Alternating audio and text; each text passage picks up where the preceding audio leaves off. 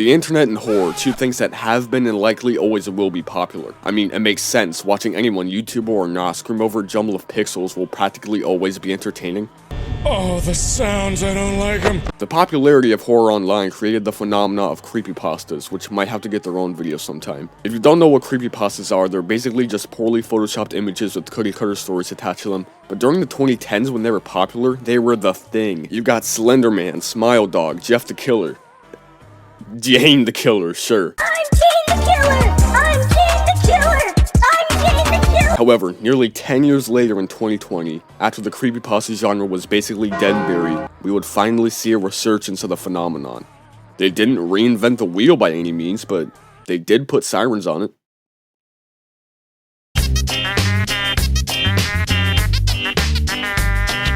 Siren Head, unlike the internet hall of famers like Jeff the Killer or Slender Man, was such a short-lived creation, only lasting about a year.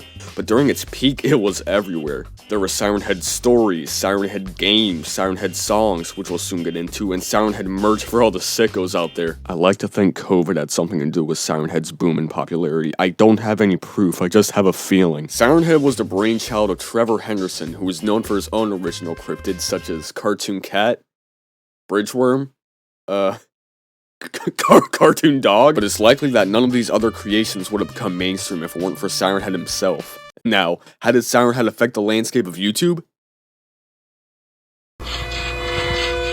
Creepy? Yeah, I think so. Just to get out of the way, I want to cover the borderline content farms that milked Siren Head for every drop he had. One way they did that is with Siren Head sighting videos. Maybe Chicago is where this video was taken. That is not Chicago! I love these videos so much for really no good reason. They're just really funny because 99% of the time it's just some guys recording in a forest with a poorly CGI'd Siren Head just chilling there. And the rare other times where it isn't bad CGI, I'm just impressed by it. There are also reaction videos to this type of content, adding yet another layer to the slop. The main perpetrator of this type of video is Chills, and while I do respect him a little bit for his impact in meme culture, he's basically a content farm at this point. It's to the point where I can't even tell if his videos are satirical or not, mainly because of his stupid, goofy inflection when he records his voiceovers. Creepy? Yeah, I think so. Despite him only having 2 videos about Siren Head, they're probably the best videos about the guy. But his lack of videos about Siren Head, he more than makes up for with his Siren Head song. With Corpse Husband. This song is just baffling. Like, who looks at Siren Head and says, yep, I'm gonna get Corpse Husband to rap about this guy? I mean, I don't think the song's bad. It's just that the lyrics are super funny and Chills is still doing his stupid commentary voice while rapping. Got this eerie feeling something's underneath my bed. When I turn on all the lights, all the walls were painted red. What's that have to do with Siren Head? After listening to this, I thought, okay, surely there aren't any other songs, and for the most part, I was actually right. There aren't many Siren Head songs, but there are Siren Head rap battles. If you don't know, rap battles on YouTube are a genre popularized by epic rap battles of history. You know, the creators of Darth Vader vs. Hitler. The main formula is you get 2 people, either fictional or historical, and you have them diss each other. So now we have Siren Head vs. Cartoon Cat, Siren Head vs. Slender Man, and the main creator of these Siren Head rap battles is Camsteady, who at first I thought was the guy in the fake Mr. Beast meme, which would have made this whole thing 10 times funnier, but no, it turns out he just voices him and the actual body actor is just some other guy, so that made me disappointed. Whatever, we're getting off track here. What do these siren songs sound like?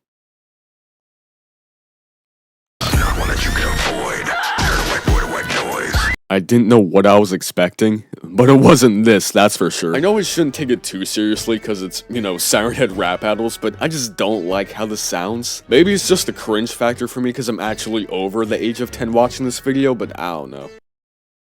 Let's talk about the animations. Siren Head animations are probably the most popular Siren Head media out there. I've even made a few myself back in the day. Now, those obviously weren't good because I was like 11, but all art is beautiful. The most popular Siren Head animation, and one you've probably seen yourself, is the Siren Head short film on YouTube with over 200 million views. Really goes to show how popular this guy was in his heyday. Creator of the video even made a sequel to it, which I didn't even know existed. Wait, he made 3? But this video alone likely contributed to Siren Head's initial boom in popularity. But in the midst of these animations, you have channels like Horror Skunks who basically make stories and songs about internet characters, and they actually got their start online with Siren Head. They used him as well as Henderson's other creatures for a while after the fact. Nowadays, he uses stuff like Rainbow Friends, Garden of Banban, and Skibbity Toilet, and while I personally don't care for those franchises, it's cool to see how he's keeping up with the times. He clearly knows how YouTube works, you gotta respect it. There are also creators that center literally all of their content around Henderson's creatures, notably Just Joe King, who made Gmod videos primarily about Trevor Henderson's creatures. Hello! What do bananas say when they answer the phone? Yellow! However, it seems like he quit YouTube only about a year ago, at least on this channel, which honestly, maybe for the better. I'm sorry, I don't have anything against the guy, but it's clear the whole Siren Head shtick was over at that point. You may be wondering, if Siren Head was this popular, how did he even die? Well, he didn't really die, per se. I like to think he was killed. By chills. Creepy? Yeah, I think so. I kind of already covered this with the Siren Head sightings in the last segment, but at least those kinds of videos have some ironic charm to them. This time I'm going to be covering the actual slop, which laughs in the face of whatever Chills was making. Creepy? Yeah, I think so. Obviously, all trends die out eventually, and I don't even think the oversaturation by content creators is the sole reason for Siren Head's fall, but it's certainly a contributing factor. I'm gonna start this off with FGTV, which is technically a family channel, but it's mainly just the dad running the show. They're primarily known for their content towards kids. I know this because this is their intro. As for Siren Head, they really milked this guy. There's even videos uploaded as recent as 2024. I can understand why they keep pumping these out though. If you make a video about something kids like, kids are gonna watch it. It's that simple. Obviously, this fact has been used for malicious intent like the whole Elsa Gate scandal way back when, but I don't think FGTV has any ill intent doing this. You gotta make money somehow, and sometimes making videos about being in love with Mrs. Siren Head is the only way. I tried watching these videos, but the cringe factor is just too much for me. I'm officially getting old. There are also reaction videos to Siren Head that I mentioned earlier, including channels such as Infinite, otherwise known as Kalis. He made loads of these videos, I'd assume for the same reason as FGTV. I'm not a huge fan of reaction videos myself, especially nowadays, but at least Kalis's reactions are funny in an extremely ironic way. Hey look, it's me! It's me on the recommended. Siren Head chases me in GTA 5. I wouldn't consider him cringe, he just has a very YouTuber personality. As for his Siren Head reactions, it's more so the same. I love how in these reactions, he just like, I can't tell if this is real, fake, or Reddited, I just can't tell guys, make sure to leave a comment down below. I get it, engagement, but it doesn't take rocket science to figure out whether these videos are fake or not. I'm 100% sure he knows they're fake, but you gotta keep the kids entertained somehow. I also want to point out that Kalis apparently made Water Park Simulator, the game that Queso has been playing recently, and that's how I even got reminded this guy exists.